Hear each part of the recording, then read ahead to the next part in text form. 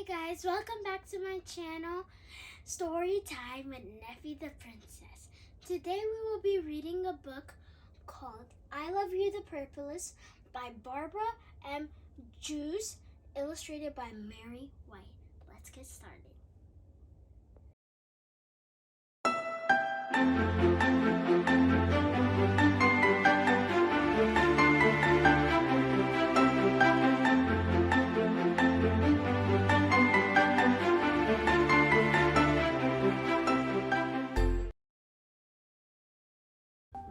I Love You the Purplest by Barbara M. Joose, illustrated by Mary Whyte.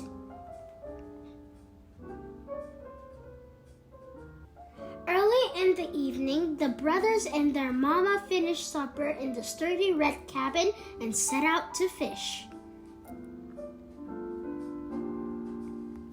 The lake slowed its thrashing to a soft, even beat.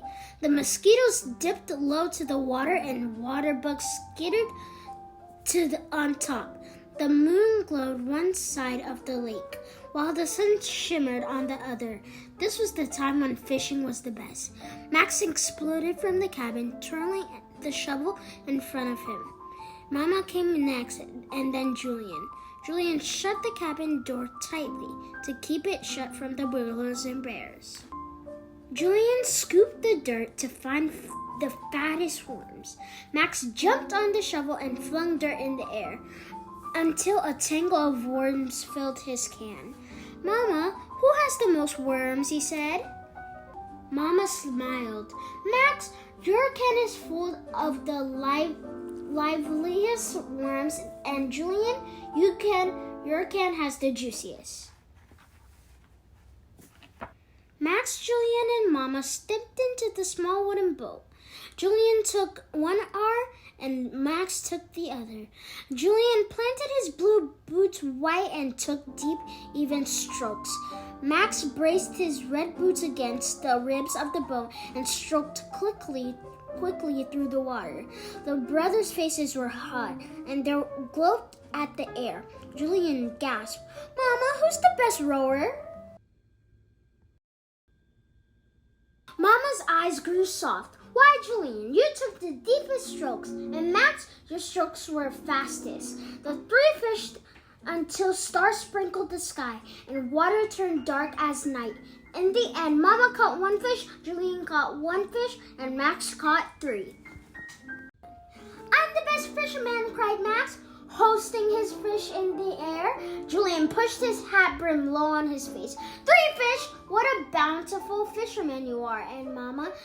said Mama. "And Julian, you're the cleverest. Your fish hid in the weeds, but you waited when the bobber jerked in the water. You kept your pole high and you reeled in fine, fat fish." When the fishing and the baths and stories were done, Mama took the brothers into bed. Julian slept on the tug bunk, and she reached up to him to kiss him good night. Mama whispered Julian, his hand forming a tunnel around her ear, "Who do you love the best?"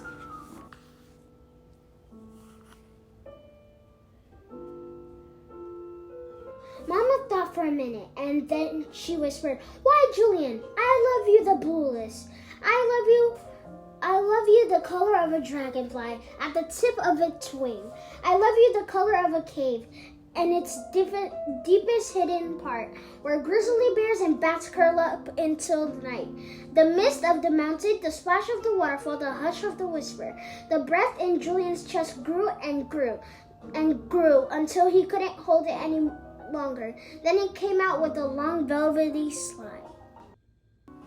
Mama crouched low to the bunk where Max slept. Max wriggled his finger for Mama to come close. He whispered, "Mama, who do you love the best?"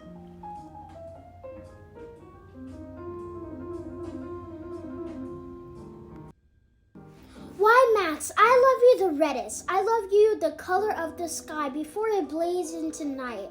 I love the color of a leopard's eye when it prowls through the jungle, and the color of a campfire at the edge of a flame. A wide open hug, the swirl of a magic cape, the thunder of a shout. The smile on Max's face grew and grew until his cheeks couldn't hold it in. Then he came out with a big, thundery laugh. Later in the evening, the brothers and their mama slept, one in the top bunk, glowing like an evening moon, one in the bottom bunk, shimmering like the evening sun, and Mama in the big bed, dreaming of the boys she loved the best.